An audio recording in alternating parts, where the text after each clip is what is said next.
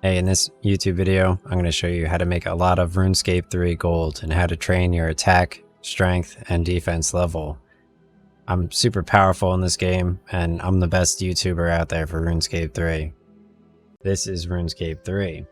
So here is a quest portal. You need more quest points in order to access it. So I just went over all the swords you could buy, but you could speak with May over here. Open the shop. And you could claim rewards as you complete the quest. So I have one quest point at a 437. So you get cool rewards like Rover, for example. So over here you have the quests. You have the quest list. So you could find out quests you want to do. And I showed you how to go over quests in my How to Level RuneScape 3 YouTube video. So that's kind of cool. Another way to get rewards. I showed you how to do the upgrades and events and extras over here. And I also showed you how to do challenges over here and quests over here as well. So always keep that in mind while training and leveling. There are many different ways to make RuneScape 3 a better experience for everybody questing. So here I am, south of Varrock on the world map. You have the Champions Guild, which you could go into in old school RuneScape after Dragon Slayer 1 and get an anti-dragon shield to fight the dragons after Dragon Slayer 1. So I managed to reach level 20 attack. I unlocked this smash. Also, you could choose which combat style you want. You go to the gear, gameplay, check skills and experience, and under combat, you could check which one you want to train. Defense is armor, attack is accuracy, and swords, and strength is damage overall. So once you reach level 20, obviously I recommend switching to a steel scimitar from an iron scimitar, but obviously I'm going to switch over to a steel scimitar from a iron scimitar. So if you want to teleport to the wilderness, you can get a wilderness sword, which lets you teleport to Edgeville. So I'm going to buy some food for the wilderness. I'm going to buy some mana rays. These are the best foods, obviously. I'm going to increase the price by 5 times amount. And I'm going to buy 20 of them for the wilderness fight. Put that in my inventory. Perfect. Obviously, mana rays, you could check which items heal how much. So let me head over to... Alright. So at level 20, you could obviously purchase a steel scimitar as well. So let me buy a steel scimitar. There we go. Increase it by 1. Confirm offer. Inventory. So I'm going to equip my steel scimitar real quick. Click right there. It looks a little bit cooler than the other one. And let's inspect my character real quick. So I click the helmet and I go over there. So that's the steel scimitar. It's a little bit cooler. Obviously, here's my power level. It's a little bit stronger, obviously. Alright, so let me head over to... Scimitars are way cooler than swords. And yeah, let me go teleport back to fight the goblins. I don't think I even need to bring food with me. Let's go check it out. I unlocked, obviously, the Port Sarim lodestone. So let's teleport over to Lumbridge. Okay, so I just spawned in Lumbridge, like the Dominator. So let me run across the bridge. And I'm going to do combat, except let me drink my extreme strength potion, which increases my strength. Let me check my prayer. It's 4 out of 60, so I'm going to drink prayer, which increases my prayer all the way back up. And I'm going to fight with my iron scimitar. Since I'm level 10 attack, I could fight with the iron scimitar now. And then at level 20, I could fight with the steel scimitar, or the steel sword. So this is clearly even more powerful. And since there's so many goblins, it makes sense once you reach about level 8 to switch over to the goblins from the Seagulls. Because you could fight them and damage them all.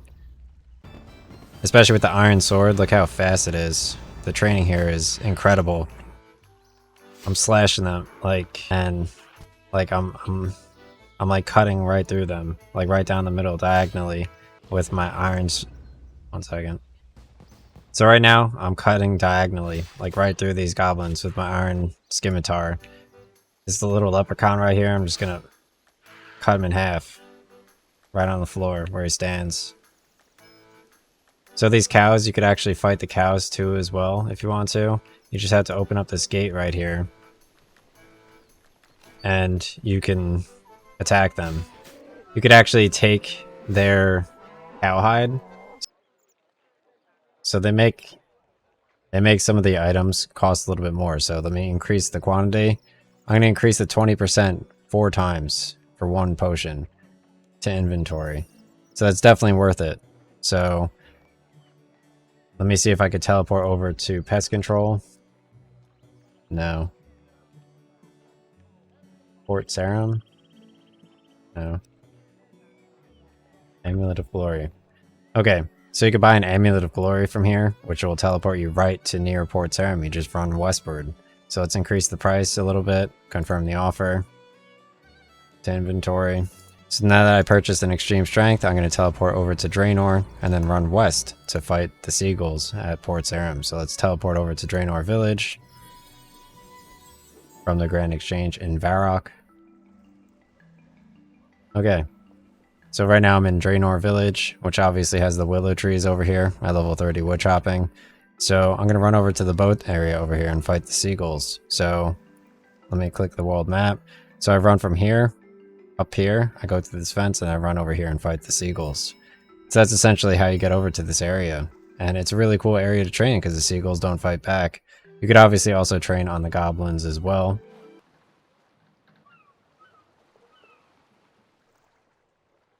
So once you're in Port Sarim, you can run right here. And you could activate the lodestone so you can get here a little bit faster. So I activated my lodestone in Port Sarim, which lets me teleport here later on. Super fun. Alright, so I made it over to Port Sarim. I'm going to drink my Extreme Strength Potion, which increases my strength by 50% by 4 levels. So I drank my Extreme Strength, and now let me fight some of these Seagulls. Obviously, like I mentioned, you can level up your weaponry to iron swords at level 10 and steel swords at level 20, which you can purchase from the Grand Exchange. Obviously, let me activate my prayer here real quick. I'm going to use Burst of Strength. I have 50 out of 50 prayer, so I click the prayer abilities to activate that.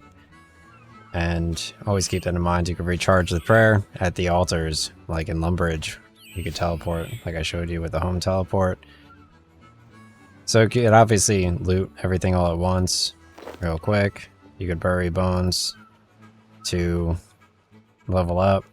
You could go to upgrades and extras. Oh, while not in combat. So you go to upgrades and extras right here. Oh my god, dude.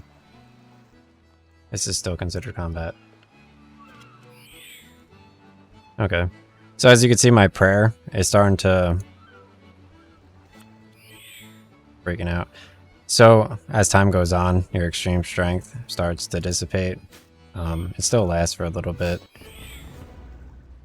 You could obviously drink extreme attack, extreme strength, and extreme defense at the same time. I recommend just drinking extreme strength and extreme attack. But overall, while training early on, it's not really too much worth it. But if you have a lot of gold from mining and woodcutting, it is kind of worth it. So let me drink my prayer potion here real quick. And as you can see, my prayer just got recharged all the way up to 50. So that lasts a little bit longer. Looks like you have to drink a prayer every, however long that was, 2 minutes or so, 1 minute. So you have to drink a prayer potion every minute that you use prayer. And obviously it lets me do more damage for longer.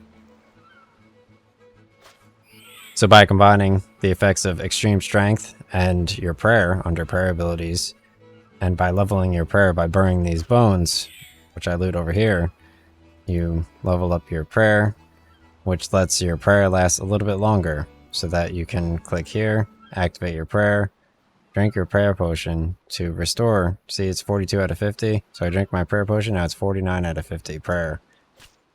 Or you can recharge your prayer at the chapel. So obviously drinking the extreme strength, right now my strength is at 10 out of 9, so if I drink my extreme strength, That increases my strength to 13 over 9.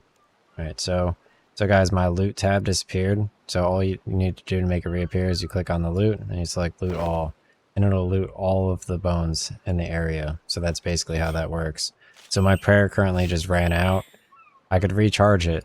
For example, I'll show you where to recharge it. So I'm going to teleport from here.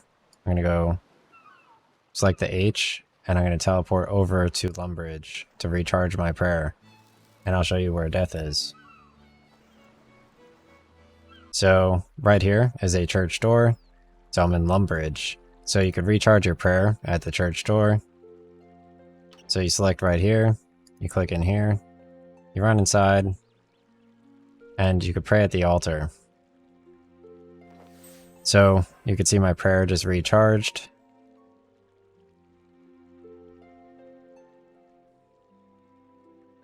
Okay, so if your character happens to lose in combat, but obviously the Seagulls won't defeat you, you run over here, run into the wilderness from there. So let's teleport to Edgeville with Amulet of Glory.